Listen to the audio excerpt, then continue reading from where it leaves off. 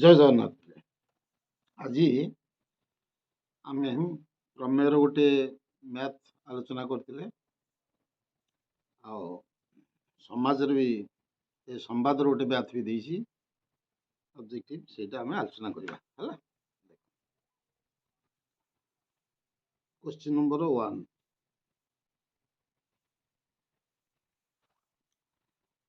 ଏକ ବାଇ ଏକ ଗୁଣ ଦୁଇ ଯୁକ୍ତ ଏକ ବାଇ ଦୁଇ ଗୁଣ ତିନି ଯୁକ୍ତ ଏକ ବାଇ ତିନି ଗୁଣ ଚାରି ଏମିତି ହେଇକି 20ଟି ପଦର ସମଷ୍ଟି କେତେ ହେଲା। 20ଟି ପଦ ସମଷ୍ଟି ପିଲେ 20ତମ ପଦ କେତେ ଦେବ? ଏକ ପଦ ଯଦି ହେଲା ଏକ ବାଇ ଏକ ଗୁଣ ଦୁଇ, ସେମିତି 20ତମ ପଦ କେତେ ହେଇଥିବ ନା ଏକ ବାଇ 20 ଗୁଣନ 21 ହେଇଥିବ ହେଲା। 20 ଗୁଣନ 21 ହେଇଥିବ। ତାହେଲେ ଆମେ କ'ଣ କରିବା ନା ଏ ପ୍ରଥମରୁ ଶେଷଟି ଫେରିଦେବା। ତାହେଲେ କେତେ ହବ? ଏକ ଫେରାଣ ଏକ ବାଇ 21 ମୁଁ କଷି ଦେଇଛି ଦେଖିବ। ତାହେଲେ ଏକ ଯୁକ୍ତ ଏକ ବାଇ 21 ଫେରିଲେ ଆମର ହବ କେତେ? 20 ବାଇ 21 ଆସିବ ହେଲା। କରିଛି। ତାପରେ 15 ନମ୍ବର ଦେଖ, 2 ନମ୍ବର ଦେଖ, 15 ଆଉ 27ର ସମାନ୍ତର ମଧ୍ୟଟି କେତେ? ନୋଟବୁକ୍ ଦେଖ ପିଲେ, ଏଇଟା 1 ବାଇ 1 ବିଯୁକ୍ତ 20ତମ ପଟା କେତେ ହେଇଥିବ? 1 ବାଇ 20 ଗୁଣନ 21 ହେଇଥିବ। ତାହେଲେ ଆମେ କ'ଣ କରିବା? 1 ବାଇ 1 ଫେରାଣ 1 ବାଇ 21 ହେଲେ ହବ କେତେ? 20 ବାଇ 21 କ୍ଲିୟର। ତାହେଲେ 15 ଆଉ 17ର ସମାନ୍ତର ମଧ୍ୟଙ୍କ, ତାହେଲେ ସମାନ୍ତର ମଧ୍ୟଙ୍କ 15 ମଧ୍ୟଙ୍କ x, এইটা হচ্ছে 27, তাহলে 15 যুক্ত 27 বাই 2 ভারে ମଧ୍ୟଙ୍କ ତାହେଲେ 21 ହେଲା। ତାପରେ 3 ନମ୍ବର, କେଉଁଟି ସମାନ୍ତର ପ୍ରଗତି ନୁହେଁ? ଦେଖ ଏଠାରେ ଏକଟା ଦେଖ, 1 4 5 କେତେ କେତେ 4 4 ଛାଡ଼ିଛି। 1 4 5 4 9 4 13 4 17 4 21 4 4 ଛାଡ଼ିଛି। ଇଏ ସବୁ 1.5 10.2 କ'ଣ ଲେଖିଦେଇଛନ୍ତି? 0.2 କମିଛି। এইটি 4 3 এসে, তাহলে এইটা নু, এইটা কোটি ভুল হলা পিলে অপশন বিটি ভুল হলা। -5 -4 -3 -3 -2 -1 কেই ধান্দা এইটি ছাড়িদেলা, তেণু এই গোটা হলা উত্তর আমার ହେଲା। তারপরে 4 নম্বর পিলে, 4 নম্বর হচ্ছে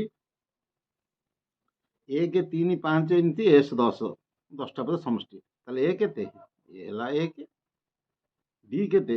2, 1 2 3 2 5 b হলা 2। তাহলে এসএন সূত্র জানিছ কোন? এসএন সূত্র হচ্ছে n by 2 whole into a plus n minus 1 two d। তাহলে মূল্য পকাইদেলে হেলে উত্তর 100 বাহারা, আর কিছু নাই। তারপরে 5 নম্বর, 5 নম্বর কোশ্চেনটা দেখিবা। দেখো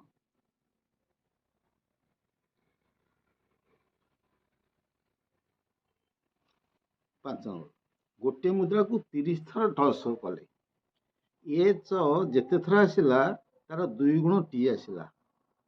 তাহলে এচ যেতে থর আসলা 2 গুণ টি আসলা। তাহলে 2 গুণ 3 গুণ 3 গুণକୁ 30 গুণକୁ পেলা 10। তাহলে এচ কেতে? 10 থর আসলা। তাহলে টোটাল ফোপড়া হলা 30 থর। তাহলে 10 বাই 30, তাহলে 10 বাই 30 কেতে?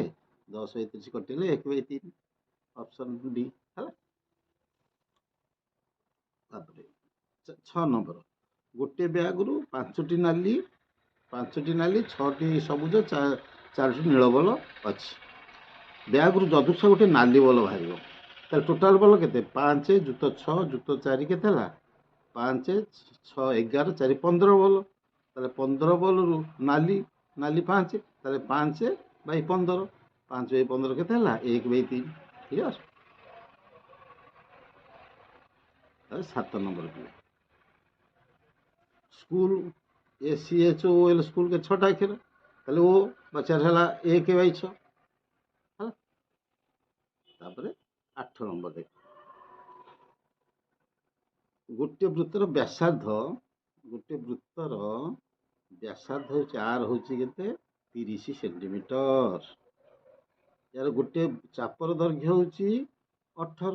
चाप देख ये गोटे चाप नियो, चाप दैर्घ्य 18। नोट को देखिए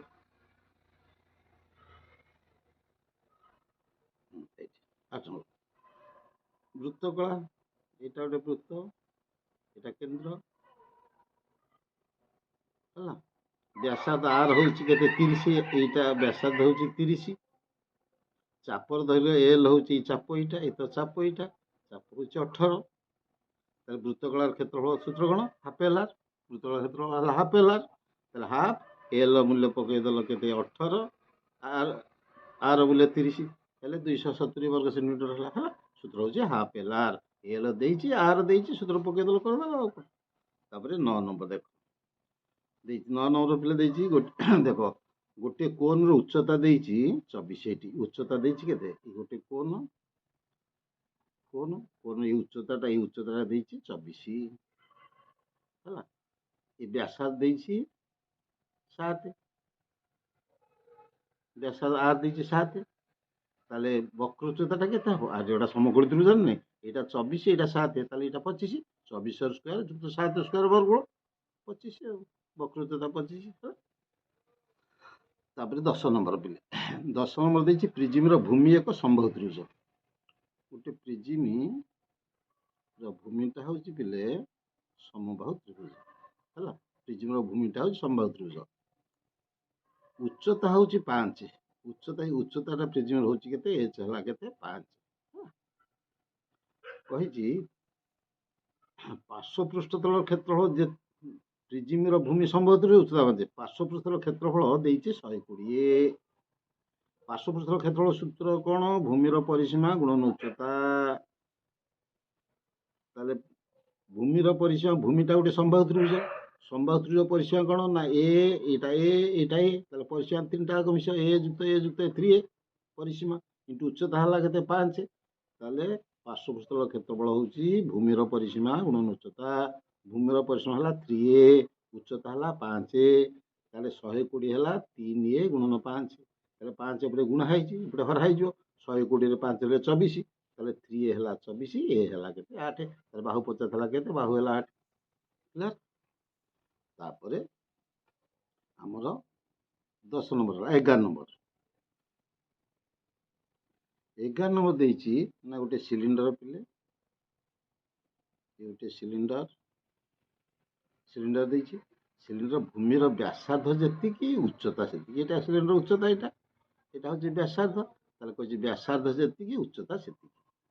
ସିଲିଣ୍ଡର ଭୂମିର ବ୍ୟାସାର୍ଧ ଯାହା ଉଚ୍ଚତା ସେୟା, ତାହେଲେ ଆର ଯାହା ଏଚ୍ ସେୟା। ସେ କହିଛି ଗୋଲକର ବ୍ୟାସାର୍ଧ, ଗୋଟେ ଗୋଲକ ଏ ଗୋଲକର ବ୍ୟାସାର୍ଧ ଯାହା ସିଲିଣ୍ଡର ବ୍ୟାସାର୍ଧ ପୁଣି ସେୟା ଦେଇଛି। ଆଉ ଗୋଟେ ଗୋଲକ ଦେଇଛି, ଗୋଲକର ବ୍ୟାସାର୍ଧ ସିଲିଣ୍ଡର ବ୍ୟାସାର୍ଧ ସେୟା ଦେଇଛି। ତାହେଲେ ପ୍ରଶ୍ନ ପଚାରିଛି ଆମକୁ ଗୋଲକର ପୃଷ୍ଠତଳର କ୍ଷେତ୍ରଫଳ ବାଇ ସିଲିଣ୍ଡର ପୃଷ୍ଠତଳ କ୍ଷେତ୍ରଫଳ କେତେ? ତାହେଲେ ଗୋଲକର ପୃଷ୍ଠତଳ କ୍ଷେତ୍ରଫଳ ସୂତ୍ର ହେଉଛି 4πr²। ସିଲିଣ୍ଡର ବକ୍ର ପୃଷ୍ଠତଳ କ୍ଷେତ୍ର ହେଉଛି 2πrh। ତାହେଲେ କଟିଗଲେ କେତେ ହେଲା? ସବୁ କଟାକଟି ହେଇକି 2:1। ଉତ୍ତର ହେଲା 2:1। ଆରେ ଗୋଲକର ପୃଷ୍ଠତଳ କ୍ଷେତ୍ରଫଳ ହେଉଛି 4πr², ସିଲିଣ୍ଡର ବକ୍ର ପୃଷ୍ଠତଳ କ୍ଷେତ୍ରଫଳ ହେଉଛି 2πrh। ତାହେଲେ ଏତକର ଭାଇ ଏତକ ଅନୁପାତ ପଚାରିଛି, ତାହେଲେ 4πr² 2π, ଏଚ୍ ଯେତିକି ଆର୍ ସେତିକି, ଏଚ୍ ଆର୍ ପକେଇଦେଲି, ତାହେଲେ କେତେ ହେଲା?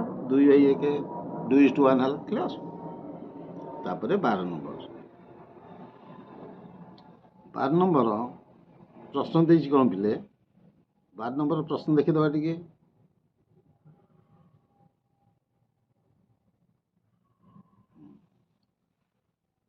ଏକୋଇଶ ସେଣ୍ଟିର ବ୍ୟାସାର୍ଧ ବିଶିଷ୍ଟ 21 ସେଣ୍ଟିର ବ୍ୟାସାର୍ଧ ବିଶିଷ୍ଟ ଚାପର ଡିଗ୍ରୀ ପରିମାପ ହେଉଛି 36। ହେଲେ ଚାପଟିର ଦୈର୍ଘ୍ୟ କେତେ? ହେଲା, ତାହେଲେ ଦେଖ, ଚାଲ ଆମର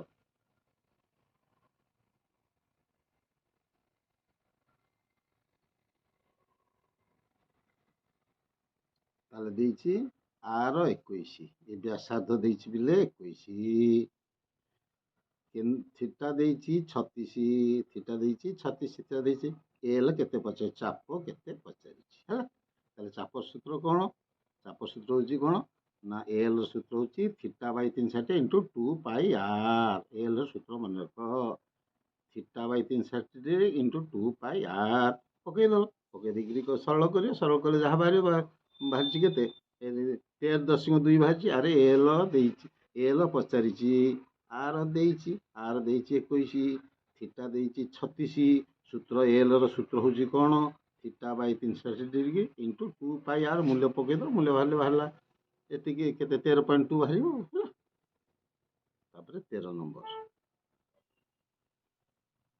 ନମ୍ବର ଦେଇଛି ନା 13 ନମ୍ବରଟା ପିଲେ ବୁଝ। ଏଇଠି ଗୋଟିଏ ବିନ୍ଦୁର ସ୍ଥାନକ ହେଉଛି 4 2। ଏ ବିନ୍ଦୁ ଏ ଧର, ଏ ବିନ୍ଦୁର ସ୍ଥାନକ ହେଲା 4 2। ଏ ବିନ୍ଦୁର ବିର ସ୍ଥାନ ଦେଇଛି k -6, k ଆଉ -6 ଦେଇଛି। ତାହେଲେ କହୁଛି ମଧ୍ୟବିନ୍ଦୁର ସ୍ଥାନ କେତେ? ମଧ୍ୟମ ସ୍ଥାନକ 1 2। ଏ ପୁଣି ମଧ୍ୟବିନ୍ଦୁର ସ୍ଥାନ କେତେ ଦେଇଛି? କେତେ? 1 2।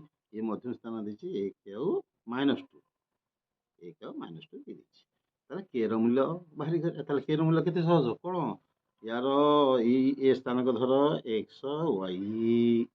ତାର ମଧ୍ୟମ ସ୍ଥାନ ସୂତ୍ର ହେଉଛି ଏଇଟା ଧର x1, ଏଇଟା y1, ଏଇଟା x2 y2। ତାହେଲେ x କେମିତି ବାହାରିବ? ନା ୟାର x ସ୍ଥାନକ ଯୁକ୍ତ ୟାର x ସ୍ଥାନକ ବାଇ 2। ତାହେଲେ ୟାର x ସ୍ଥାନ କେତେ ଦେଇଛି? 4 ପ୍ଲସ୍ ୟାର x ସ୍ଥାନ ଦେଇଛି k। ତାହେଲେ 4 + k ବାଇ 2 ଇକ୍ୱାଲ୍ ୟାର x ସ୍ଥାନକ 1। ତାହେଲେ 4 + k ବାଇ 2 ଇକ୍ୱାଲ୍ 1। k ର ମୂଲ୍ୟ -2 ବାହାରିଲା। ହେଲା, ପଚାରେ k ର ମୂଲ୍ୟ କେତେ? ବୁଝିଲା? ଆରେ ୟା ସ୍ଥାନ କେତେ? ନା ୟାର x ସ୍ଥାନକ ଯୁକ୍ତ ୟାର x ସ୍ଥାନକ ବାଇ 2 ହେଲା ଏଇ x ମୂଲ୍ୟ। ତାହେଲେ 14 ନମ୍ବର। 14 ନମ୍ବର ପ୍ରଶ୍ନ ଦେଖିବା କ'ଣ ଅଛି।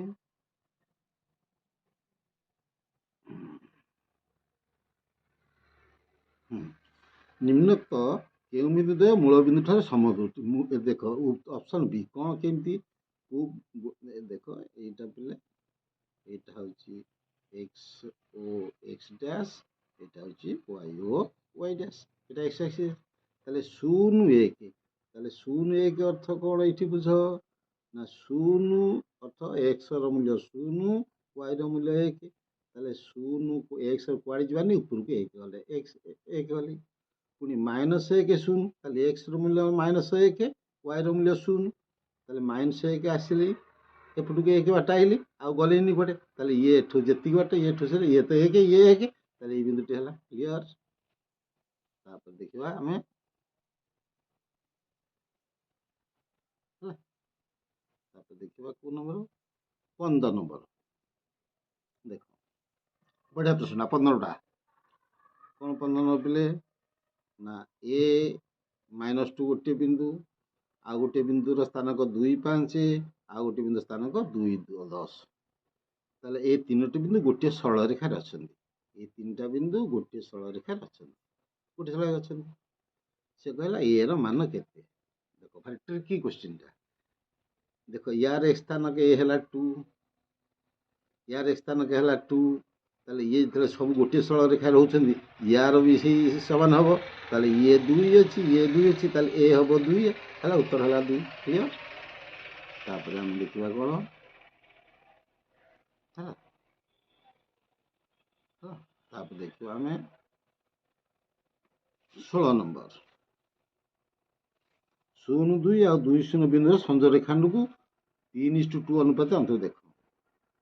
ଦେଖ ଇଏର ସ୍ଥାନକ 0 2, ୟାର ସ୍ଥାନକ ହେଉଛି 2 0। ଏଇଟା ଗୋଟେ 0 2 ଆଉ ଗୋଟେ 2 0। ଏଇଟା ସ୍ଥାନକ ଧର 2 0। ଏଇ ରେଖାଖଣ୍ଡକୁ 3:2 ଅନୁପାତରେ ଅନ୍ତର୍ଭୁକ୍ତ କରୁଛି ଗୋଟେ ବିନ୍ଦୁ। ଏଇ ବିନ୍ଦୁଟା ଏତକ 3 ଭାଗ, ଏଟା 2 ଭାଗ। ତାହେଲେ ଏଇ ବିନ୍ଦୁର ସ୍ଥାନାଙ୍କ କେତେ? ସେକ୍ସନ ଫର୍ମୁଲା ଜାଣିଛ। ସ୍ଥାନାଙ୍କ କେତେ କ'ଣ? ନା ସ୍ଥାନାଙ୍କ ସୂତ୍ର ଏଇ ବିନ୍ଦୁର ସ୍ଥାନାଙ୍କ ପଚାରିଛି। ଏଇ ସ୍ଥାନାଙ୍କ ତ x y ଧର। ତାହେଲେ x ର କ'ଣ ସୂତ୍ର? ନା m x2 plus n x1 Bai m plus n। କିନ୍ତୁ y ସ୍ଥାନକ ସୂତ୍ର କ'ଣ ପିଲେ? m y2 plus n y1 Bai m plus n। ତାହେଲେ ଦେଖିଲେ ଏଠି x1 କେତେ? x1 ହେଲା 0, x1 0, y1 2, x2 2, y2 0 0। m କେତେ? ନା m ଦେଖ 3:2। ତାହେଲେ m ହେଲା 3, n ହେଲା 2। ତାହେଲେ ଏଇ ସୂତ୍ର ପକେଇ ଦେବ। ପକେଇ ଦେଇକିରି କରିବା। ଦେଖ କରାହେଇଛି।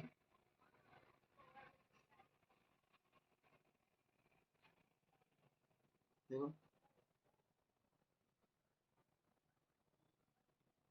এটি এটা x1, এটি x1 0, এটা y1 y1 2, x2 2, y2 0, m ହେଲା 3 କହିଦେଲି, 3 ଭାଗେ 2 ଭାଗେ କରିଛି m3 n2, m3 n2। ତାହେଲେ ସୂତ୍ର ହେଉଛି କ'ଣ, x ର ସ୍ଥାନାଙ୍କ ହେଉଛି mx2 ପ୍ଲସ୍ nx, এইটা y ର এইଟା କହିଦେଇଥିଲି, ସବୁ ମୂଲ୍ୟ ପକେଇଦେଲେ ହେଲା, ବାହାରିଲା ଏଇଟା 6 5 x ର ମୂଲ୍ୟ, y ର ମୂଲ୍ୟ 4 5। ଏଇ ଅପସନ୍ଟି ଠିକ୍, x ର ମୂଲ୍ୟ 6/5, y ର ମୂଲ୍ୟ 4/5 ହେଲା। ତାପରେ 17 ନମ୍ବର ଦେଖ, 17 ନମ୍ବର ପିଲେ କ'ଣ କହିଛି, ଗୋଟିଏ ରେଖା ନିର୍ଦ୍ଦିଷ୍ଟ ରେଖାଖଣ୍ଡକୁ ନେଇକିରି କେତୋଟି ବୃତ୍ତ, ଏକ ବ୍ୟାସାର୍ଦ୍ଧ ନେଇକିରି କେତୋଟି ବୃତ୍ତ ଅଙ୍କନ କରାଯାଇପାରେ, 2ଟି। କେମିତି 2ଟି ହବ ଦେଖ, ଏଠି କମ୍ପାସ ମନେ ରଖି, ଏଠି କମ୍ପାସ ମନେ ରଖିବ, ବୃତ୍ତ ବୁଲେଇବ, ମନେ ହେଲା, ନହେଲେ ଏଠି କମ୍ପାସ ମନେ ରଖିବ, ଏଠି ପେନ୍ସିଲ ମନେ ରଖିବ, ଏଠି ବୃତ୍ତ ବୁଲେଇବ, ଆଉ ଯୋଡ଼ିଏ ବୃତ୍ତ ହବ, ଆଉ କୋଉଠି ହବ, ଯୋଡ଼ିଏ ବୃତ୍ତ ହେଇପାରିବ ହେଲା। ନିର୍ଦ୍ଦିଷ୍ଟ ରେଖାଖଣ୍ଡକୁ ଗୋଟିଏ ବ୍ୟାସାର୍ଦ୍ଧ ରୂପେ ନେଲେ କେତୋଟି ବୃତ୍ତ ଅଙ୍କନ ହେଇପାରିବ, ନା 2ଟି ବୃତ୍ତ ଅଙ୍କନ ହେଇପାରିବ, କ୍ଲିୟର। ତାପରେ ଆସି ଦେଖିବା ହେଲା, ତାପରେ 18 ନମ୍ବର, 18 ନମ୍ବର ପ୍ରଶ୍ନ ଟିକେ ଭଲ ପ୍ରଶ୍ନଟେ, କ'ଣ ଦେଇଛି 18 ନମ୍ବର ଦେଖ, ଏଥିରେ ଟିକେ ବୁଝିବାକୁ ପଡ଼ିବ। ପ୍ରଶ୍ନ କ'ଣ ଦେଇଛି ନା, ପ୍ରଶ୍ନ ଦେଇଛି ଦେଖ, ପ୍ରଶ୍ନ ଏହା ଦେଇଛି, ମୁଁ ଚିତ୍ର ରଖେଇ ଦେଉଛି, ସେ ଚିତ୍ରରେ ପରେ କଲେ ଜାଣିବ, ଏଥିରେ କିନ୍ତୁ ଆଗେ ଚିତ୍ରଟି ରଖେଇ ଦେଉଛି, ଚିତ୍ର ଦେଇଛି ଦେଖ, ଏହା ଭଲ ଭାବରେ ବୁଝ ହେଲା। ଓ ବୃତ୍ତର କେନ୍ଦ୍ର ଦେଖ, ଏ ଓ ବୃତ୍ତର କେନ୍ଦ୍ର, କ୍ୟୁ ଆର ଗୋଟେ ଜିଆ, କ୍ୟୁ ଆର ଗୋଟେ ଜିଆ, ପି ଏଠି ଗୋଟେ ବିନ୍ଦୁ, ପି ଏଠି ଗୋଟେ ବିନ୍ଦୁ ଦେଇଛି, କ୍ୟୁ କ୍ୟୁ ପି ଆର କୋଣ 100 ଗୋଟେ, ପ୍ରଶ୍ନ ଏଇଠି କ୍ୟୁ ପି ଆର ଏଇ କୋଣଟି ଦେଇଛି, ଏଇ କୋଣଟି ଦେଇଛି ପିଲା କେତେ, 120 ଡିଗ୍ରୀ ଦେଇଛି। ପଚାରିଛି କ'ଣ, ଓ କ୍ୟୁ ଆର, ଓ କ୍ୟୁ ଆର କୋଉଠି ରହିଲା, ଓ, ଆରେ ଏଇଟା ହଉଛି ଗୋଟେ ଜିଆ, ଏଇଟା ବୃତ୍ତର କେନ୍ଦ୍ର, ଏଇଟା ଗୋଟେ ଜିଆ, ପି ଗୋଟେ ବିନ୍ଦୁ, ଏଠି ଏଇ କୋଣଟି ଦେଇଛି 120 ଡିଗ୍ରୀ, ଏଇ କୋଣଟି ଦେଇଛି ପିଲା କେତେ, 120 ଡିଗ୍ରୀ। ପଚାରିଛି କୋଉ କୋଣ କେତେ, ଓ କ୍ୟୁ ଆର କୋଣ ପଚାରିଛି କେତେ ହବ ବୋଲି, ଏଠି ଓ କ୍ୟୁ ଆର, ତାହେଲେ ଏଇ କୋଣଟି ପଚାରିଛି, ଏଇ କୋଣଟି କେତେ ବୋଲି ପଚାରିଛି, ତାହେଲେ ବାହାରିବ ଦେଖ, କେମିତି ବାହାରିବ, এইটা ଟିକେ ବୁଝ ଭଲ ଭାବରେ।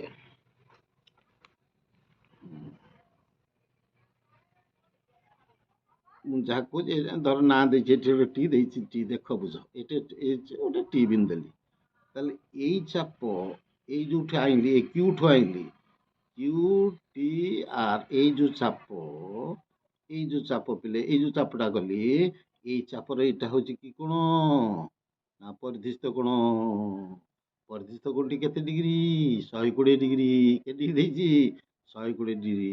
ତାହେଲେ କେନ୍ଦ୍ରସ୍ଥ କୋଣଟି କେତେ ହବ, କେନ୍ଦ୍ରସ୍ଥ କୋଣ ହବ 240 ଡିଗ୍ରୀ, କେତେ ହବ, 240, ତାହେଲେ 200 କେନ୍ଦ୍ରସ୍ଥ କୋଣ এইটা, তাহলে এইটা হব 240, এইটাই 240 হব, তাহলে এইটি কেতে হব 120, কারণ মিশিকি 360 না, আরে এইটা তাহলে 120 পরিধিস্থ কোণ, কেন্দ্রস্থ কোণ দ্বিগুণ হব, দ্বিগুণ হলে কেতে হব 240, 240 আর এত কেতে ହେଲା 120, 120 কোଉ ତକ ହେଲା 120, ଦେଖ ଭଲ ଭାବରେ ପ୍ରଶ୍ନ ଆହୁରି ଅଛି, এইটা ହେଲା 120, এই ତକ ହେଲା 120, ଆରେ এইটা যে 120 ପିଲେ ଦେଖ, ଏଠକୁ ଯୋଗ କରିଦିଅ, যোগ দেলে ইয়ে গোটিଏ ব্যাসার্ধ, ইয়ে গোটিଏ ব্যাসার্ধ, তাহলে এটা সমদ্বিবাহু ত্রিভুজ হয়েগলা, এইটা সমদ্বিবাহু ত্রিভুজরে ଦି ବାହୁ ସମାନ ହେଲେ କୋଣ ଦୁଇଟା ସମାନ, ତାହେଲେ ଏଇଟା ପଳେଇଲା ତ ଏକୁଟିଆ 120, ଆଉ ରହିଲା କେତେ 60, 60 ହେଲେ ଅଧା ଇଏ ଯେତିକି ସେତିକି 30 30, କ୍ଲିୟର, ବୁଝିଗଲା ନା ବୁଝେଇଦେବି ଆଉଥରେ, ଆଉଥରେ ବୁଝେଇଦେବି, ଦେଖ କିଛି ନାହିଁ, କେତେରେ ଖାଲି ବୁଝିବା କଥା, ଦେଖ କ'ଣ ଦେଇଛି, ଗୋଟେ ବୃତ୍ତ ଦେଇଥିଲା, ଇଏ ବୃତ୍ତର କେନ୍ଦ୍ର ଦେଇଥିଲା, ଇଏ ଗୋଟେ ଜିଆ ଦେଇଥିଲା, ଏଇ କୋଣଟି ଦେଇଥିଲା କେତେ 120, ଏଇ କୋଣଟି ଦେଇଥିଲା 120, ପଚାରିଥିଲା କେନ୍ଦ୍ର, ଏଇ କୋଣଟି ପଚାରିଛି କେତେ, ତାହେଲେ ତାହେଲେ ଏଇ ଗୋଟେ ବ୍ୟାସାର୍ଧ ହେଲେ, ଏଠି ଯୋଉ କରିଦେଇ ଗୋଟେ ବ୍ୟାସାର୍ଧ ନାନି, ତାହେଲେ ଇଏ ଯେତିକି ଇଏ ସେତିକି ବ୍ୟାସାର୍ଧ ଦୁଇଟା, ତାହେଲେ କୋଣ ଦୁଇଟା ସମାନ ହବ, ତାହେଲେ କୋଉ କୋଣ, ଏ କୋଣ ସମାନ ହବ, କ୍ଲିୟର। ତାହେଲେ ଏଇଠି 120 ଦେଇଛି ଯେତେବେଳେ, ଏଇ କୋଣଟି କେତେ 240, এই কোণটি 240 ହେଲେ এই কোণটি କେତେ ହବ ନା 360, ସବୁ ମିଶିକି ହବ, ତାହେଲେ এইটা হব କେତେ 120, এইটা 120 ହେଲା, ଆଉ ଦୁଇଟା 60 ହେଲା, 180, ত্রিভুজ কোণ 180, 60 ହେଲେ ଭାଗ ପାଇଲା 30 30, କ୍ଲିୟର। ତାପରେ 19 ନମ୍ବର ପିଲେ ପ୍ରଶ୍ନ କ'ଣ ଦେଇଛି ଟିକେ ଦେଖିଦେବା। 19 ନମ୍ବର ପ୍ରଶ୍ନ,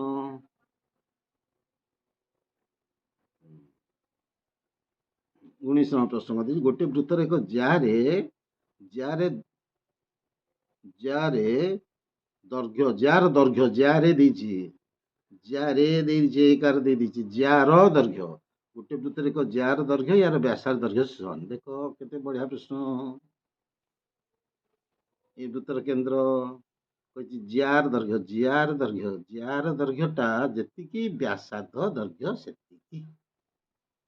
ତାହେଲେ ବ୍ୟାସାର୍ଧ ଦୈର୍ଘ୍ୟ ଯାହା, ଜ୍ୟା ଦୈର୍ଘ୍ୟ ସେୟା। ତାହେଲେ ଏ ସବୁ ତ ସମାନ ହେଇଗଲା। ଆରେ ଇଏ ଯେତିକି ବ୍ୟାସାର୍ଧ ପୁଣି ଜ୍ୟା ତ ସମାନ, ତାହେଲେ ସବୁ ସମାନ। ତାହେଲେ ସବୁ ହେଲେ କି ତ୍ରିଭୁଜ ହେଲା? ସମବାହୁ ତ୍ରିଭୁଜ ହେଲା। ସମବାହୁ ତ୍ରିଭୁଜର କୋଣ କେତେ? 60 60। ତାହେଲେ 60 ବି 60। ସେ କ'ଣ ଦେଇଛି? ତେବେ ଏହି ଜ୍ୟା ଦ୍ୱାରା ଛେଦିତ ବୃହତ୍ ଚାପ, এই জ্যা দ্বারা ଛେଦିତ ବୃହତ୍ ଚାପ କିଏ ସେ? ନା ଏଇଟା କ୍ଷୁଦ୍ର ଚାପ। ବୃହତ୍ ଚାପ ଯାଇକି ସେପଟଟା ବୃହତ୍ ଚାପ, ଏଇଟା ହେଲା ବୃହତ୍ ଚାପ। ବୃହତ୍ ଚାପର ଡିଗ୍ରୀ ପରିମାପ କେତେ? ତାହେଲେ ଏଇ ବୃହତ୍ ଚାପର ଡିଗ୍ରୀ ପରିମାପ କେତେ? ତାହେଲେ ଏଇ ବୃହତ୍ ଚାପର ଏଇ ଚାପର ଡିଗ୍ରୀ ପରିମାପ କୋଉଟା? এইটা ନାନି, এইটা। আর এই বৃহৎ চাপর ডিগ্রি এইটা, তাহলে এইটি কেতে যাই 60, তাহলে এইটি কেতে হবো 300। টোটাল তো 360 না, এইটি তো 60 না সম্পত্তিরে প্রমাণ করে দিলে, তাহলে এইটি হবো কেতে 300। ক্লিয়ার?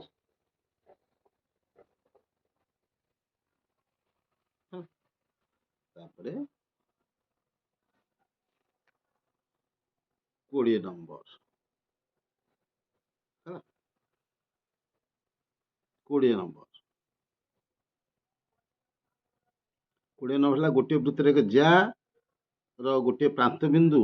ଦେଖ ଗୋଟିଏ ବୃତ୍ତରେ ଏକ ଜ୍ୟା, ଗୋଟେ ବୃତ୍ତ କରିଦେଲେ, ଗୋଟେ ଜ୍ୟା କରିଦେଲେ, କହିଲା ଏକ ଜ୍ୟାର ଗୋଟିଏ ପ୍ରାନ୍ତ ବିନ୍ଦୁ କେନ୍ଦ୍ର ଠାରୁ 5। এই ଗୋଟିଏ ପ୍ରାନ୍ତ ବିନ୍ଦୁ ଜ୍ୟାର, ଏଇଟା ଜ୍ୟା ପ୍ରାନ୍ତ ବିନ୍ଦୁ ଇଏ ନହେଲେ ଇଏ, ଗୋଟିଏ ପ୍ରାନ୍ତ କେନ୍ଦ୍ର ଠାରୁ କେତେ? 5 ଦୂରରେ। କେନ୍ଦ୍ର ଠାରୁ କେତେ ଦୂରରେ? 5 ଦୂରରେ ଅଛି। ଏବଂ ଜ୍ୟାର ମଧ୍ୟବିନ୍ଦୁ କେନ୍ଦ୍ର ଠାରୁ 3 ଦୂରରେ। କେତେ ଦୂରରେ? 3 ଦୂରରେ।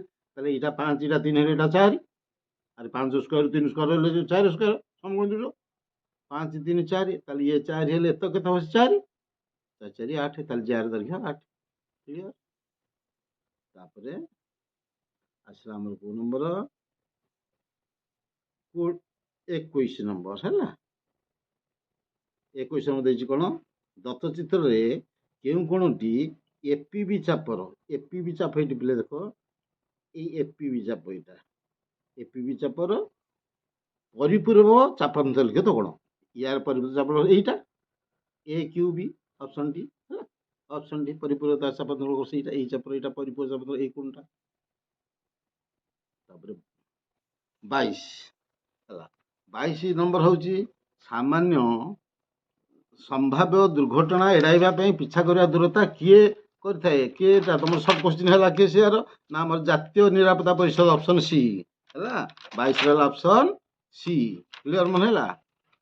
ଜାତୀୟ ନିରାପତ୍ତା ପରିଷଦ ହେଲା। 22 ହେଲା ସି। ତାପରେ ଯାନବାହନ ଗୁଡ଼ିକର ବ୍ୟବହାର କରିଥିବା ସିଏନଜି, ସିଏନଜି କ'ଣ? କମ୍ପ୍ରେସ୍ଡ ନ୍ୟାଚୁରାଲ ଗ୍ୟାସ୍, ଯୋଉଠି ଲେଖା ହେଇଥିବ option C. C compressed natural gas. ତାହେଲେ 24 ନମ୍ବର ହେଲା। 24 ନମ୍ବର ହେଲା ନୂଆ ଗାଡ଼ି ପାଇଁ ପ୍ରଦୂଷଣ ସାର୍ଟିଫିକେଟ୍ କେତେ ବର୍ଷ ବୈଧ? ବର୍ଷେ, 1 ବର୍ଷ ହେଲା। ତାପରେ ହେଲା 25 ନମ୍ବର ହେଲା। ଗୋଟିଏ ବୃତ୍ତର କେନ୍ଦ୍ର ଓ, ଚିତ୍ର କରିଦେବା ଦେଖିବା କ'ଣ ହଉଛି। ଗୋଟିଏ ବୃତ୍ତର କେନ୍ଦ୍ର ଓ ହେଲା, କେନ୍ଦ୍ର ଓ P1 ବହିସ୍ଥ ବିନ୍ଦୁ, PA PB ଦୁଇଟି ସ୍ପର୍ଶକ। ଦେଖ PA ଆଉ PB ଦୁଇଟା ସ୍ପର୍ଶକ ହେଲା। A ଓ B କୋଣର ପରିମାଣ, ଏଇଟା ତ ପଚାରିଛି A ଓ P କୋଣର ପରିମାଣ କେତେ ପଚାରିଛି। ଏ ପ୍ରଶ୍ନଟି ହେଇପାରିବ ନାହିଁ। ଆଉ ଗୋଟେ ତାର କିଛି ତଥ୍ୟ ଦେବା ଦରକାର, ନହେଲେ ହେଇପାରିବନି ହେଲା। ଯଦି ଦେଇଥାନ୍ତେ ସବୁ 21 ଧର 51ଟି ଦେଇଥାନ୍ତେ 60 ଦେଇଥିଲେ ଇଏ ଅଧା 30 ହେଇଥାନ୍ତା, ଇଏ 30 ଏଇଟା 90 ବ୍ୟାସାର୍ଧ ଲମ୍ବ ସବୁବେଳେ, ତାହେଲେ 90 ଇଏ 30 ତାହେଲେ ଏଇଟା 60 ହେଇଥାନ୍ତା। ଏମିତି ଗୋଟା କିଛି ଗୋଟେ ଦେବାକୁ ଦରକାର, ଦେଇନି। ତେଣୁ ଏ ପ୍ରଶ୍ନରେ ଗୋଟେ ଆବଶ୍ୟକ ଥିଲା, ଗୋଟେ ତଥ୍ୟ ଆବଶ୍ୟକ ଥିଲା ହେଲା। କ୍ଲିୟର?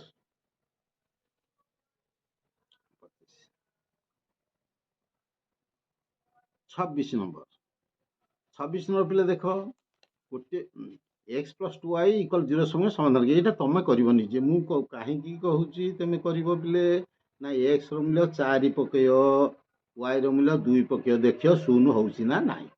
x ମୂଲ୍ୟ 4 ପକା, 4 ପକେଇଲେ 4, y ର ମୂଲ୍ୟ 2, 2 ଦୁଗୁଣେ 4, 4 4 8 ହେଲା, ଶୂନ ହେଲା ନାହିଁ, ତାହେଲେ ଏଇଟା ହବ ନାହିଁ। এইটা দেখো পকেই দেখিও সেমতি, x ର ମୂଲ୍ୟ -4 ପକା, y ର ମୂଲ୍ୟ 2 ପକା, 2 ଦୁଗୁଣେ 4 -4 -4 + 4 ଗୋଟେ এইটা উত্তর হব। মনে না, আরে পকেইব দেখিও যোଉটা ହେଲା, তাহলে অপশন বি টা ହେଲା। 27 নম্বর ପିଲା ଦେଖ, ଗୋଟିଏ ସଂଖ୍ୟାର 10 ସ୍ଥାନୀୟ ଅଙ୍କ x, 1 ସ୍ଥାନୀୟ ଅଙ୍କ y, ଏଥିରେ ପହଞ୍ଚି 1 ସ୍ଥାନୀୟ ଅଙ୍କ y, 10 ସ୍ଥାନୀୟ ଅଙ୍କ x, ସଂଖ୍ୟାଟି ହେବ 10x + y, ତାହେଲେ এইটি অপশন সি 10x + y। তারপরে 28 নম্বর, এটা তো সহজ। কম সহজ ଦେଖିଦିଅ ଟିକେ, এটা ପଡ଼ିବ, ଏମିତି ପଡ଼ିବ ପିଲେ, ବେଶୀ ଡିଫିକଲ୍ଟ ପଡ଼ିବନି। a1 ହେଲା 2, a2 ହେଲା 3, b1 ହେଲା 1, b2 ହେଲା -2, ହେଲେ ଡିଟରମିନାଣ୍ଟର ମୂଲ୍ୟ କେତେ? ତାହେଲେ a1 କେତେ ଲେଖିଦିଅ 2, a2 କେତେ 3, b1 କେତେ 1, b2 କେତେ -2, ତାହେଲେ ମୂଲ୍ୟ କେତେ ହବ? 2 ଦୁଗୁଣେ 4 -4, ଏଇଟା -4 -3 କେ 3, তাহলে -4 -3 -7, কোটি উত্তর থব এইটা -7, তাহলে এটা ঠিক ହେଲା। ক্লিয়ার? এটা জানিছ ସବୁ, ହେଲା ସହଜ କଥା। ତାପରେ ଆସିଲା 29 নম্বর, ପିଲେ ଯୋଉ ପ୍ରଥମ ଯୋଉ କହିଛି ସରଳ ସମୀକରଣର, ସେଟା ସବୁବେଳେ ଯୋଡ଼େ 3ଟା କ୍ୱେଶ୍ଚିନ୍ ଆସିବ। 3x - 5y - 10 = 0, 6x - 10y = 0। କେତୋଟି ସମାଧାନ ଅଛି ଆଗ? ହଠାତ୍ କେମିତି ଧରିବ? ହଠାତ୍ ଧରିବ, କେତୋଟି ସମାଧାନ ଅଛି କେମିତି ଜାଣିବ? ନା ଏଠି ତ 3 ଥିଲା, ଏଠି ତାର 2 ଗୁଣା 6, ଏଠି ତ -5 ଥିଲା, ତାର 2 ଗୁଣା -10, ଏଠି ତ -10 ଥିଲା, ତାର 2 ଗୁଣା -20। ଆଉ ତାହେଲେ ଇଏ ସମୀକରଣ ଖାଲି 2 ରେ ଗୁଣା ହେଇଯାଇଛି। ତାହେଲେ 2 ରେ ଗୁଣିଲେ a1/a2 କେତେ ଦେଖିବା?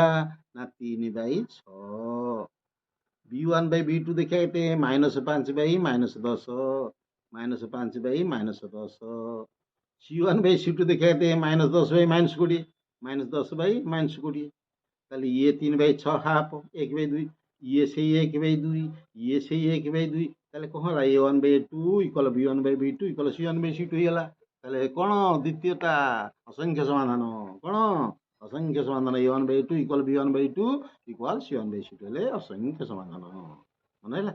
ଟିକେ ଦେଖିଦବ ଖାଲି ହେଲା, ତାର ଉତ୍ତର ହବ ଆମର କଣ? ଅସଂଖ୍ୟ ସମାଧାନ। ତାପରେ 30 ନମ୍ବର ପିଲେ, cos 45 sin 35, ଭାରି ସହଜ, କିଛି ବଢିଆ ବଢିଆ କ୍ୱେଶ୍ଚିନ୍, ଏମିତି ଏଇ ଷ୍ଟାଣ୍ଡାର୍ଡ କ୍ୱେଶ୍ଚିନ୍ ପଡିବ। କିଛି ନାହିଁ, cos 45 ରଖିଦେଲ, ଯୁକ୍ତ sin 135, sin 135 ଲେଖିଦେବା କେତେ? sin 90 ଡିଗ୍ରୀ ପ୍ଲସ୍ କେତେ? 45, ଆରେ 90 ରେ 45 ମିଶିଲେ ହବନି 135, ତାହେଲେ cos 45 plus sin 90 degree plus theta, sin 90 plus theta cos theta, তাহলে cos 45, এইটা ହେଲା cos 45, ଏଠି ହେଲା cos 45, তাহলে cos 45 cos 45 2 cos 45, cos 45 ମୂଲ୍ୟ କେତେ? 1/√2, ତାହେଲେ 2, ଏହାର ମୂଲ୍ୟ 2 ଗୁଣନ 1/√2, ତାହେଲେ √2 କୁ 2 କଟିଗଲା, ଉପରେ ହେଲା √2, ଉତ୍ତର √2 ଥବ। এইটি অপশন বি রে √2 ଅଛି, ମନେ ହେଲା?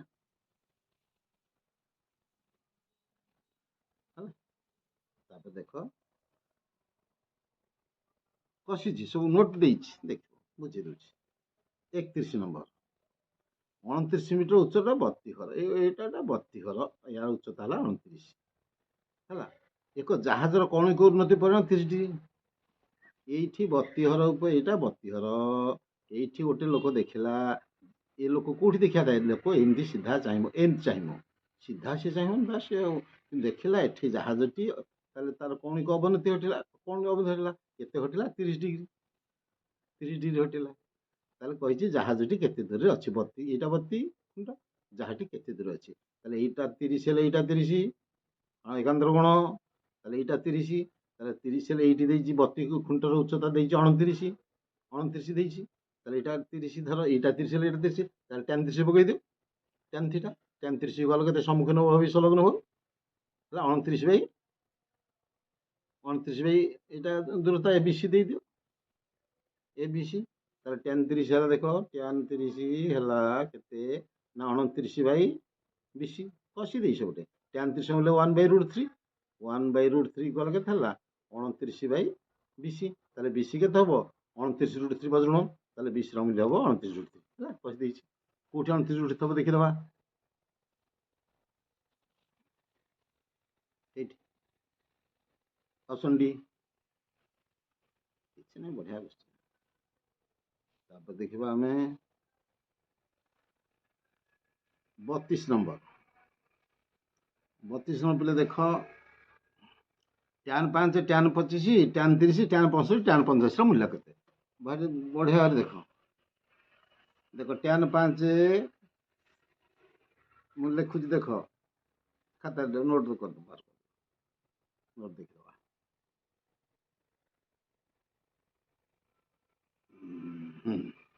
32 ନମ୍ବର ଦେଖ, ପ୍ରଶ୍ନ ଦେଇଛି tan 5, tan 25, tan 30, tan 65, tan 85 ମୂଲ୍ୟ କେତେ? tan 5 ରଖିଦେଲ, tan 25 ରଖିଦେଲ, tan 30 ରଖିଦେଲ। ଏଇ tan 65 କି ମୁଁ ଲେଖିବି 65 ଜାଗାରେ, 90ରୁ 25 ଗଲେ 65 ନା ନାହିଁ? ତାହେଲେ ଲେଖିଲି 65, କାହିଁକି ଏଇଠି 25 ଅନେଇକି ଏଇଠି ପକଉଛି। 85 ଜାଗାରେ କେତେ ଲେଖିବି? 90 ବିଯୁକ୍ତ 5 85 ନା ନାହିଁ? ହେଲା, tan 90।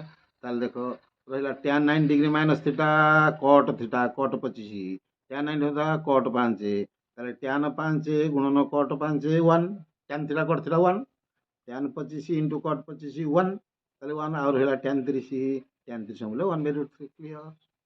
ତାପରେ 33 ନମ୍ବର ଦେଖ, 33 ନମ୍ବର ଦେଇଛି ପିଲେ, ଦେଖ sin a ପ୍ଲସ୍ b 1 ଦେଇଛି, cos a minus b half ଦେଇଛି। ଏତିକି ପ୍ରଶ୍ନ ଏଇଆ, sin a plus b 1, cos a plus b half, ଏ ର ମୂଲ୍ୟ ବାହାର କରିବାକୁ ଦେଇଛି ପ୍ରଶ୍ନ। sin a ପ୍ଲସ୍ b 1 ହେଲେ 1 ଜାଗାରେ sin 90 ଲେଖିପାରିବି ନା ନାହିଁ? ତାହେଲେ a ପ୍ଲସ୍ b ହେଲା 90 ଡିଗ୍ରୀ। ସେମିତି cos a minus b half ଦେଇଛି, ତାହେଲେ a ମାଇନସ୍ b ହାଫ୍ ଜାଗାରେ କେତେ ଲେଖିବି? cos 60, cos 60 ର ମୂଲ୍ୟ ହାଫ୍, ତାହେଲେ a ମାଇନସ୍ b ହେଲା 60, ତାହେଲେ a plus b 90, a minus b 60, ମିଶେଇକି ଅଧେ ଫେଡ଼ିକି ଅଧେ, ବାରମ୍ବାର କହୁଛି। 9 6 15 150, 150 75, ଏ ର ମୂଲ୍ୟ 75। ସମାଧାନ କରିବ ନାହିଁ, କହିଦେବ। 34 ନମ୍ବର, 34 ନମ୍ବର ପିଲେ ପଇଛି, ପ୍ରଶ୍ନ ଦେଖ 34 ନମ୍ବର, ନିମ୍ନସ୍ଥ କେଉଁଟି cos 60 ସହ ସମାନ ନୁହଁ? ଆରେ କୋଉଟା ନୁହଁ? cos 60 ର ମୂଲ୍ୟ ତ ହାଫ୍, ଏଇଟା ତ ଠିକ ଅଛି। এইটা ঠিক আছে না? দেখিয়া না sin 60 বাই tan 60 ହେଲା କ'ଣ? sin 60 হবে cos 60, sin 60 বাই cos 60, ତାହେଲେ cos 60 ତଳେ ଉପରୁ ପଳେଇବ, ତାହେଲେ ଉପରୁ cos 60 ପଳେଇଲା, ତାହେଲେ କେତେ ହେଲା? sin 60 ଗୁଣନ cos 60 Bai sin 60, sin 60 କଟିଲା, ଆଉ ଇଏ ବି cos 60 ହେଲା, ଇଏ ବି cos 60 ହେଲା, ଇଏ ବି cos ହାଫ୍ ହେଲା। ଏ sin 30 ର ମୂଲ୍ୟ କେତେ? ହାଫ୍ cos 60, sin 30 ଯାହା cos 60 ସେଇଆ, ତାହେଲେ ଏଇ ଗୋଟା ନୁହଁ ଆଉ, ଡି ଆଉ, ହେଲା ଅପସନ୍ ଡି ଟି ଆମର କରେକ୍ଟ ଆନ୍ସର। ମନେ ହେଲା, ଅପସନ୍ ଡି ଟା ହେଲା ଆମର ପିଲା କରେକ୍ଟ ଆନ୍ସର, ହେଲା ଅପସନ୍ ଡି। ନୋଟରେ ଏ ଲେଖି ଦେଇଯିବୁ ପିଲେ, ନୋଟରେ ଦେଖିବ ଅପସନ୍ ଏ ଲେଖି ଦେଇଛି, କାହିଁକି ଆଉ ପଢି ନଥିଲୁ ପୁରା। ମୁଁ ନିମ୍ନସ୍ଥ କେଉଁଠି cos 60, cos 60 ମୁଁ ହାଫ୍, ମୁଁ ଡାଇରେକ୍ଟ ହାଫ୍ ଲେଖି ଦେଇଥିଲି, କିନ୍ତୁ ବର୍ତ୍ତମାନ ଇଏ ଯେତିକି ଇଏ ସେଇଆ, ଇଏ ସବୁ ସମାନେ, ତାହେଲେ ଏଇ ଗୋଟାକ ହବ ଉତ୍ତର, ହେଲା। 34 ଏ ଲେଖି ଦେଇଛି ନୋଟ୍ସରେ, ସେଟା ଦେଖିଦବ, କରେକ୍ସନ କରିଦବ।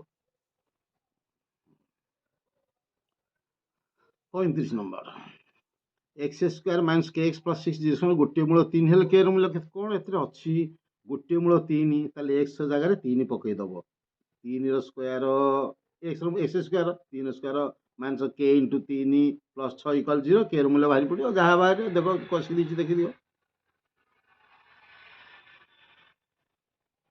34 ନମ୍ବରଟା ଏଇଟା କାଟିଦେବ ହେଲା। 34 ନମ୍ବର ଆମର କ'ଣ ଅପସନ୍ ଡିଟା ହେଲା। ସେଇଠି ଗୋଟିଏ ମୂଳ 3 ଦେଇଛି, ତାହେଲେ x ର ମୂଲ୍ୟ 3 ପକେଇଦେବ 3 square minus k into x ର ମୂଲ୍ୟ 3 ପ୍ଲସ୍ 6 ଇକ୍ୱାଲ୍ 0, ତାହେଲେ 3 ସ୍କୋୟାର 9 3k ପ୍ଲସ୍ 6 ର 3k ଇକ୍ୱାଲ୍ 15 k ଇକ୍ୱାଲ୍ 5। ତାପରେ 36 ନମ୍ବର ପିଲେ କ'ଣ ଦେଇଛି ବୁଝ। ଦେଇଛି ଏଇ ସମୀକରଣର ମୂଳ ହେଉଛି ଆଲଫା ବିଟା। ଏଇ x square plus x minus 2 ସମୀକରଣ ମୂଳ ହେଉଛି ଆଲଫା ବିଟା। ତାହେଲେ ଆମର କ'ଣ ବାହାର କରିବାକୁ ଦେଇଛି 1/α ପ୍ଲସ୍ 1/β କେତେ ଏଇଆ ଦେଇଛି। ତାହେଲେ ଆମେ ଦେଖିଲେ ଏଥିରେ a ହେଲା 1, b ବି 1, c ହେଲା -2। ଆରେ a 1 b ବି 1 c ହେଉଛି -2। ତାହେଲେ ବିଜୋଡର ସମଷ୍ଟି ଆଲଫା ପ୍ଲସ୍ ବିଟା କେତେ -b/a, ତାହେଲେ -1/1 -1 ହେଲା। ବିଜୋଡର ଗୁଣଫଳ ହେଲା c/a -2/1, ତାହେଲେ ଆଲଫା ପ୍ଲସ୍ ବିଟା ହେଲା -1, ଆଲଫା ଇଣ୍ଟୁ ହେଲା -2। ତାହେଲେ ୟାର ମୂଲ୍ୟ ବାହାର କରିବାକୁ କହିଛି। ଲସ୍ ହେଲା କେତେ ଆଲଫା ବିଟା, ଉପରେ ପଡ଼ିଲା ବିଟା ପ୍ଲସ୍ ଆଲଫା, ତାହେଲେ ଆଲଫା ପ୍ଲସ୍ ବିଟା ପ୍ଲସ୍ ମୂଲ୍ୟ -1, ଆଲଫା ଇଣ୍ଟୁ ବିଟା ମୂଲ୍ୟ -2, ତାହେଲେ -1 -2 1/2। ଅପସନ୍ ହାଫ୍ ଠିକ୍ ହେଲା, ଉତ୍ତର ହେଲା 1/2। ତାହେଲେ 37 ନମ୍ବର এইটা ପିଲେ ତମେ କରିବ। ମୁଁ ଆଉ କ'ଣ ବୁଝେଇବି, ଲେଖିଛି 6x ସ୍କୋୟାର -7 -2 0 7 ମୂଳ କୋଉଟା ହବ। ଚାରିଟା ଅପସନ୍ ଦେଇଛି ଏ ବି ସି ଡି, ଚାରିଟା ଅପସନ୍ ଦେଇଛି କୋଉଟା ହବ। ତମେ ପକେଇବ ଗୋଟିଏ ଆଡୁ 1 ପକେଇବ। ହଉ 1 ର ସ୍କୋୟାର 1 6 ଏଠି ହେଲା କେତେ 6 -7 -1 -11 ହେଲା 0 ହେଲା ନାହିଁ।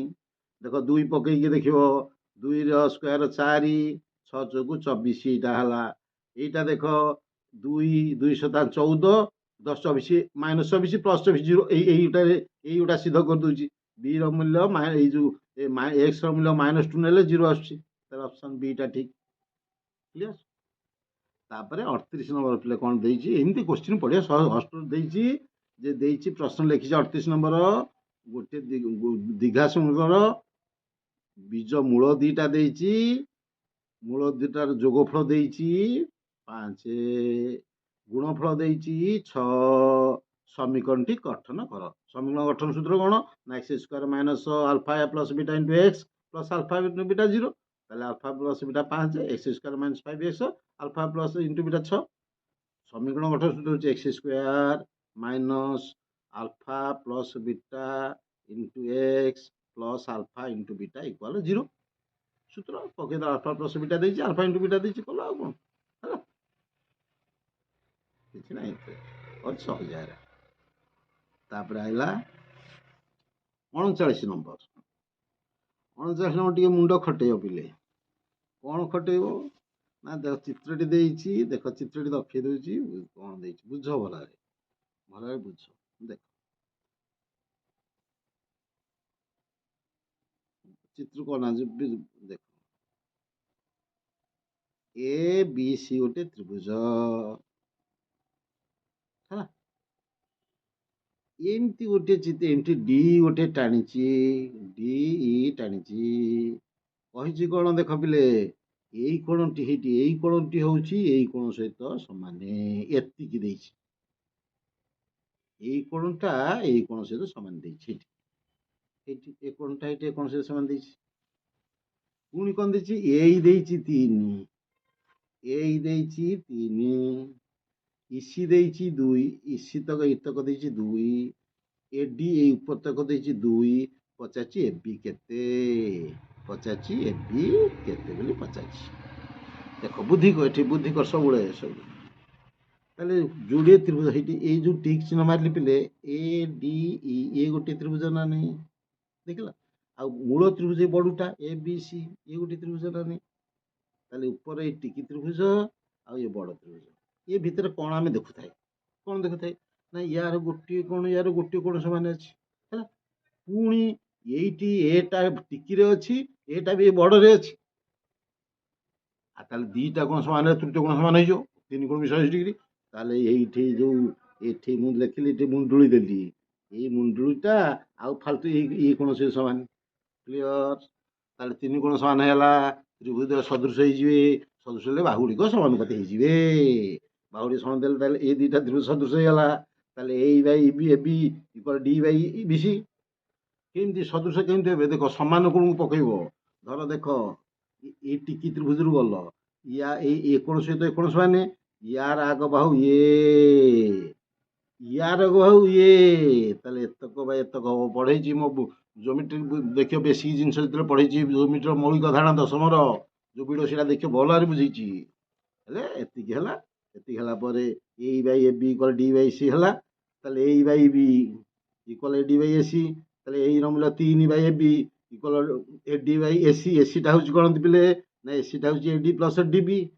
ଏସିଟା ହେଉଛି ଏଇଟା ଇ ନା, ଏଇ ପ୍ଲସ୍ ଏସି। 2 ଯୁକ୍ତ 3 5, 2 ଯୁକ୍ତ 3 5।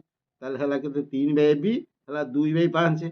ତାହେଲେ 2 ଏ ବି ହେଲା 15, ଏ ବି ହେଲା 7.5। ସରଳ କରି ସାଧାରଣ କଥା ଖାଲି କରିବା କଥା ଆଉ।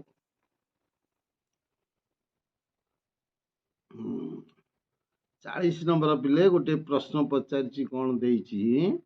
40 ନମ୍ବର ପ୍ରଶ୍ନ ଗୋଟେ ଦେଇଛି ଆମକୁ। କ'ଣ ଦେଇଛି? 40 ନମ୍ବର ପ୍ରଶ୍ନଟା ଟିକେ ଦେଖିଦେବା।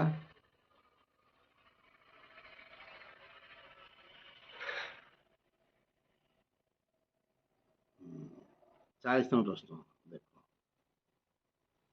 40 ନମ୍ବର ପ୍ରଶ୍ନଟି ପଚାରିଛି, ଦେଖ। ଏ କୋଣଟି 26, ଏ କୋଣଟି 26 ଦେଇଛି, ଏତିକି ଦେଇଛି। ପଚାରିଛି ଏ ବି, ବଢିଆ ପ୍ରଶ୍ନଟା ଦେଖ। ପଚାରିଛି ଏ ବି ଡି ତ୍ରିଭୁଜର କ୍ଷେତ୍ରଫଳ is to A D C ତ୍ରିଭୁଜ। ଏ ବି ଡି କେସ୍ ହେଇଟି, A B D, A B D, এইটি ଏ ବି ଡି ତ୍ରିଭୁଜ এইটা।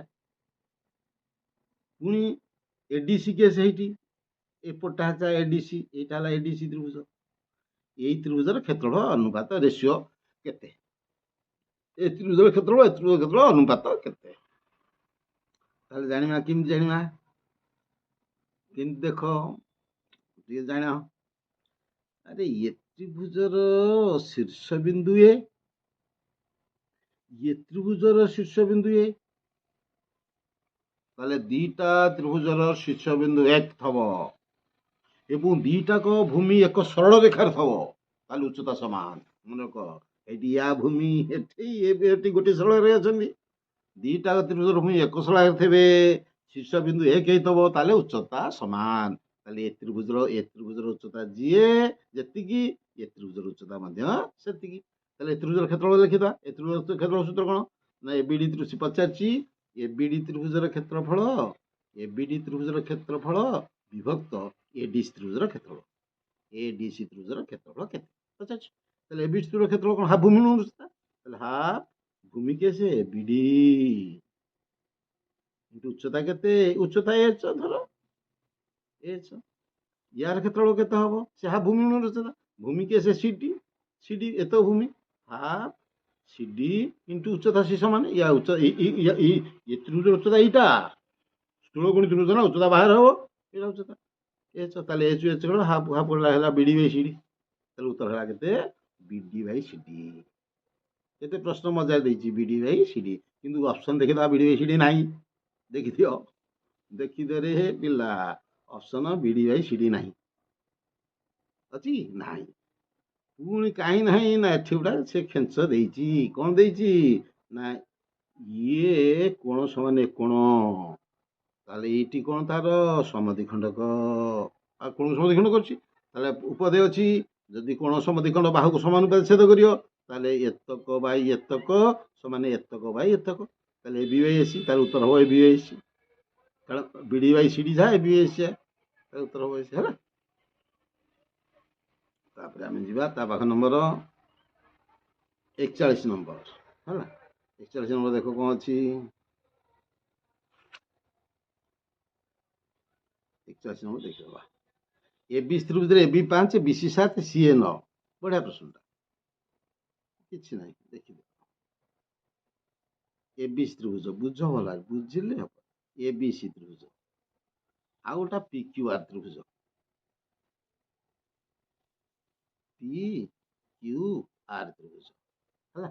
ଏ ବି ସି ତ୍ରିଭୁଜ, रे ए बी है 5 ए बी टी देख 5 ए बी टी केते 5 बी सी 7 सी ए 9 তাহলে 5 7 9 5 7 9 ପରେ ଦେଇ ଦେଇଛି। ଆଉ କଣ ଦେଇଛି ପିଲେ ନା ପି କ୍ୟୁ ଆର ସଦୃଶ ଏ ବି ସି। ଏଇ ଯୋଉ ପି କ୍ୟୁ ଆର ଏ ବି ସି ସହିତ ସଦୃଶ ସଦୃଶ ଦେଇଛି ପ୍ରଶ୍ନରେ ଦେଇଛି। ପୁଣି କଣ ଦେଇଛି ପି କ୍ୟୁ ଆର ର ପରିସୀମା 63 ୟାର ପରିସୀମା ଦେଇଛି 63 ପରିସୀମା 63 ଦେଇଛି। ତାହେଲେ ପଚାରିଛି ପି କ୍ୟୁ କେତେ ଏଇ ପି କ୍ୟୁ ଟି କେତେ ପଚାରିଛି କେତେ ସୁନ୍ଦର ପ୍ରଶ୍ନ। ତାହେଲେ ୟାର ପରିସୀମା ଦେଇଛି ପରିସୀମା ତ 3 ଘର ସମଷ୍ଟି ଦେଇଛି ମିଶିକି। ଆରେ ୟାର 3 ଘର ସମଷ୍ଟି କେତେ ଦେଖିଦବା ଆଗେ ଟିକେ ଦେଖିଦବା ନା 5 7 12 9 21 ୟାର ପରିସୀମା ହେଲା 21 ୟା ପରିସୀମା ଦେଇଛି କେତେ 63 ତାହେଲେ କେତେ ଗୁଣା 3 ଗୁଣା 21 3 କି 63 3 ଗୁଣା। ତାହେଲେ ଏ ବାହୁ ଗୁଡ଼ିକ 3 ଗୁଣା ହବ ଏ ବାହୁଟି ଦେଇଛି 5 ଏ ବାହୁଟି ହବ 15 ଏଇଠି ଦେଇଛି 7 ଇଏ ହବ 21 ଏଇଠି ଦେଇଛି 9 ଏ 9 3 କି 27 ତାହେଲେ ପି କ୍ୟୁ କେତେ ହବ 15 আর এটা 5 ଦେଇଛି ଏ ଦେଖ ସଦୃଶ 15 ହବ। ତାହେଲେ ଅପସନ ଡି 15 କ୍ଲିୟର ବୁଝିହେଲା ବଢିଆ ପ୍ରଶ୍ନ ବଢିଆ ବୁଝିବ। ତାପରେ ଦେଖିବାକୁ ନମ୍ବର 42 ନମ୍ବର ପିଲେ 42 ନମ୍ବରଟି ପରୀକ୍ଷାରେ ପଡ଼ିଛି କହିଦଉଛି ତମେ ମନେ ରଖ। ତମକୁ ମୁଁ ଆଉ କେତେଟା ପୁରା କମ୍ପ୍ଲିଟ ପୁରା ପଢ଼ିଛି ଯୋଉଗୁଡ଼ାକ ମାନେ ପୁରା ମୋର ଏକ୍ସପିରିଏନ୍ସ ଅନୁଭୂତି ପୁରା 40 42 ବର୍ଷ ଅଭିଜ୍ଞତାରୁ କହୁଛି କୋଉ ପ୍ରଶ୍ନ ପୁରା ଏକ୍ଜାକ୍ଟଲି ଆସିବ ଆଉ ହରିବ୍ରହ୍ମା ତାକୁ ରଖିବେନି ନିଶ୍ଚିତ ଆସିବ ସେ। ଏଇଠି ଦେଖ କହିଛି ମୋର ଜ୍ୟାମିତିର ମୌଳିକ ଧାରଣା ବେସିକ ଧାରଣା 3ଟି ଭିଡ଼ିଓ ଗତ ସମୟ ଛାଡ଼ିଛି ଦେଖିବ ସେଥିରେ ବହୁତ ଜିନିଷ କହିଛି। ଦେଖ ଏଇଠି ଆଖି ବୁଝିକି ମୁଁ ଆଉ ତାକୁ ପ୍ରଶ୍ନ ଆଉ ତମକୁ କହିବିନି ତମେ ଏ ବି ସି ତ୍ରିଭୁଜ ସମକୋଣୀ ତ୍ରିଭୁଜ ବି କୋଣ 90 ଡିଗ୍ରୀ ବି କୋଣ କେତେ 90 ଡିଗ୍ରୀ ସମକୋଣରୁ କର୍ଣ୍ଣ ପ୍ରତି ଅଙ୍କିତ ଲମ୍ବ ବିଡି ବିଡି ତାହେଲେ ମନେ ରଖ କଣ ଦେଇଥିବ ସମକୋଣୀ ତ୍ରିଭୁଜ ଦେଇଥିବ ସମକୋଣ କର୍ଣ୍ଣ ପ୍ରତି ଅଙ୍କିତ ଲମ୍ବ ଦେଇଥିବ କଣ କରିବ ଆଖି ବୁଝିକିରି ଏ ବି ସ୍କୋୟାରଟା ମନେ ହବ ଏଇ ଏଡି ତକ ଗୁଣନ ସବୁ ତକ ବିସି ସ୍କୋୟାର କଣ ହବ ଏ ତଳ ତକ ଗୁଣନ ସବୁ ତକ ବିଡିର ସ୍କୋୟାର କଣ ହବ ଏ ଡି ଗୁଣନ ସିଡି ଏ ତିନିଟା ମନେ ରଖିଦବ ସବୁବେଳେ 3ଟି ମନେ ହେଲା। ଆଉ ଥରେ ବୁଝେଇ ଦଉଛି ଦେଖ ଏ ବି ସି ସମକୋଣୀ ତ୍ରିଭୁଜ ଏଇଟା 90 ଡିଗ୍ରୀ ସମକୋଣ କର୍ଣ୍ଣ ପ୍ରତି ଅଙ୍କିତ ଲମ୍ବ କର୍ଣ୍ଣ ପ୍ରତି ଲମ୍ବ ଦେଇଦବ ଡି ତାହେଲେ ଏଡି ସ୍କୋୟାର ହବ ପିଲେ କଣ ୟାର ନା ଏଇ ଏଡି ତକ ଗୁଣନ ଏସି ତକ ବିସି ସ୍କୋୟାର କଣ ହବ ନା ଏଇ ସିଡି ତକ ଗୁଣନ ଏସି ଏଇ ବିଡି ସ୍କୋୟାର କଣ ହବ ଏତକ ଗୁଣନ ଏତକ ମନେ ରଖିବ ସେଇଥିରୁ ତମେ ବାଛିକି ପକେଇବ ମୁଁ ଆଉ କଣ ତମକୁ ପକେଇବି ତମେ ବାଛିବ ଯୋଉଟା ହେଇଥିବ ତମେ ଦେଖିବ ତ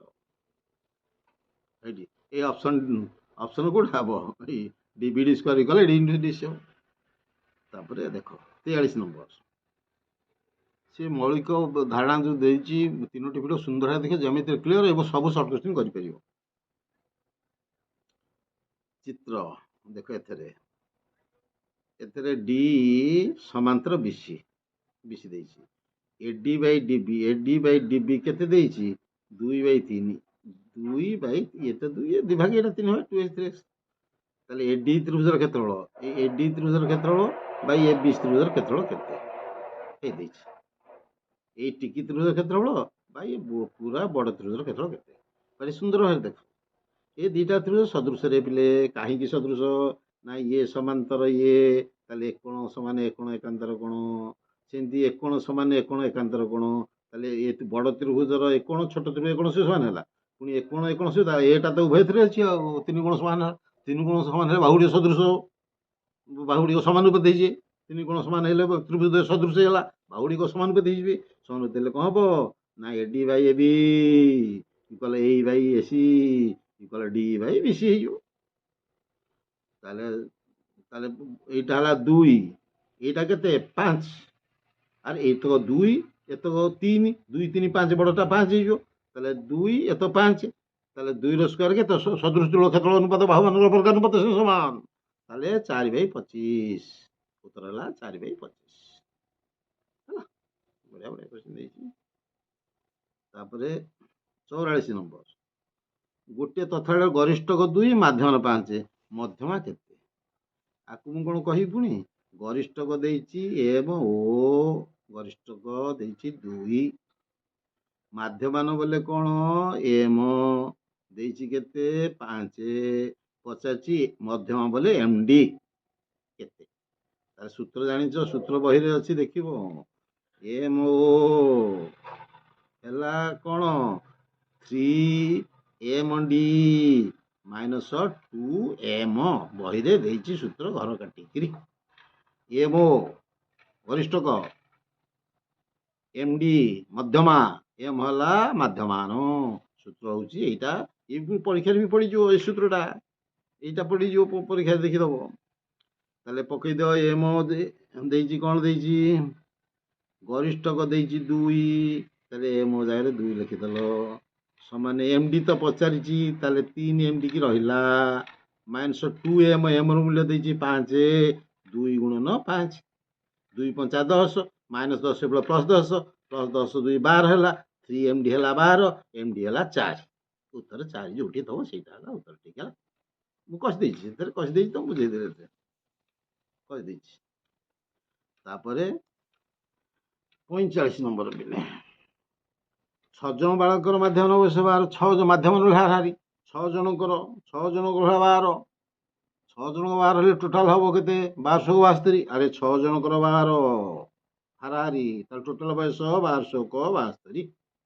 9 ଜଣ ବାଳିକାଙ୍କର ମାଧ୍ୟମ ବୟସ 10, ତାହେଲେ 9 ଜଣ ହେଲେ ଜଣକୁ ହାରାହାରି 9 ହେଲେ 9 10 90, ତାହେଲେ 90 ହେଇଗଲା 90। ये समस्त बालक बालिकार बयस के, ये है के मिसी दो 6 1272, ये 9 9 10 90, ताले हला के टोटाल बयस है मिसई दियो 2 9 7 16 162 है। ताले हाराहारी बयस समस्त बालक हाराहारी बयस ताले टोटाल है के 6 जन, ये है 9 जन 9 6 15 जन, ताले 162 की 15 हरिदेव, जहाँ उत्तर पड़िया तुम लिख मुझे कहूनी है। टोटाल 6 जन बालक, ये 9 जन बालिका 15 जन, टोटाल बयस है 72, 90 72 162 हरिदेव, जहाँ बस देखिए है। आसला 46 नंबर 2 ରୁ 10 पर्यंत गणसंख्या मध्यमा माध्यमान मध्य पार्थक्य। यहाँ सूत्र मन रख कही पूर्व भिडियो क्वेश्चन जाइए पढ़े।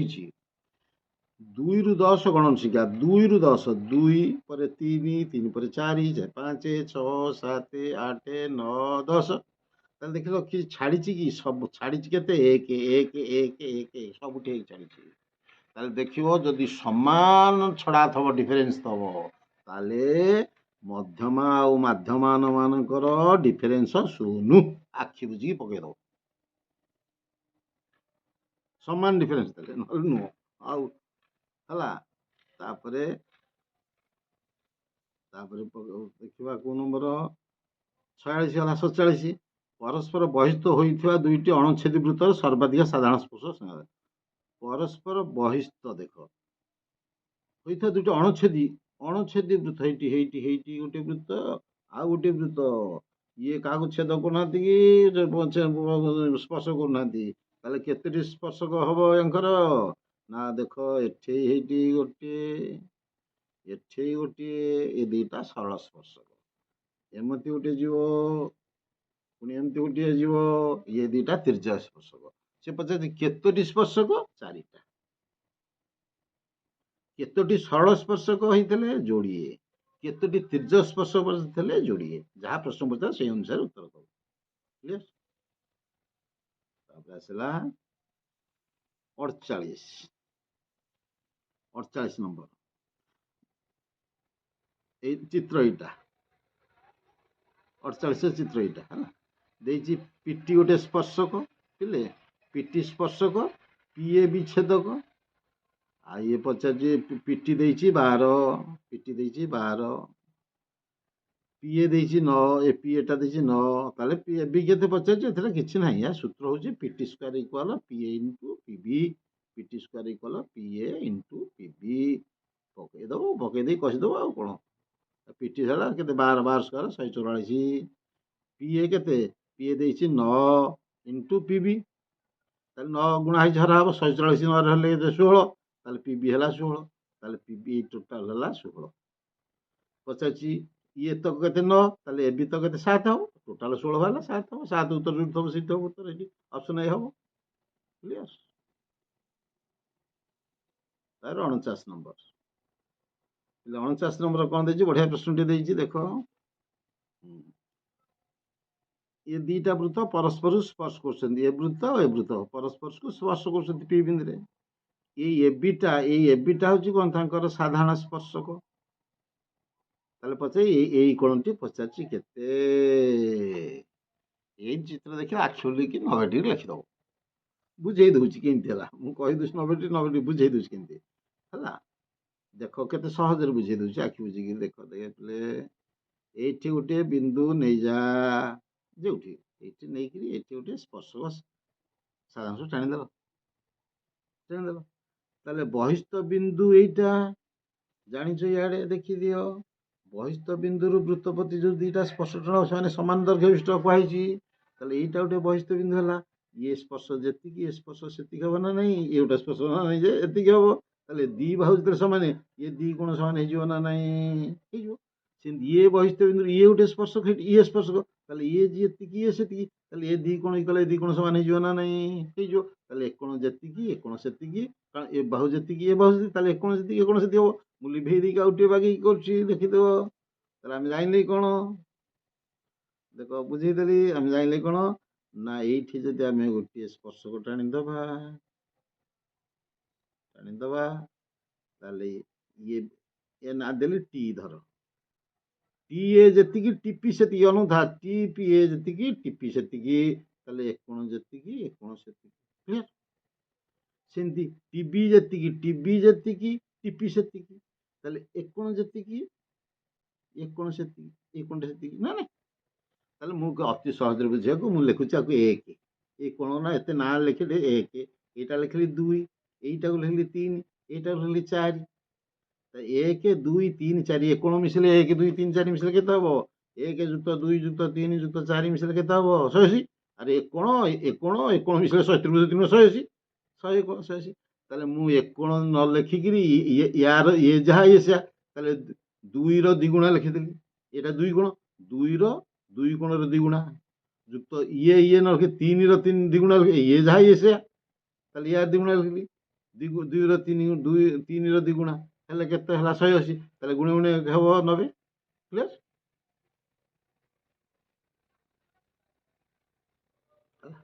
90 ଡିଗ୍ରୀ। 50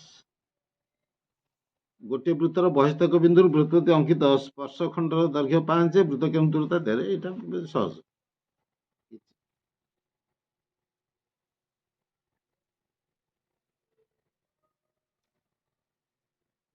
ହେଲା। ଦେଖ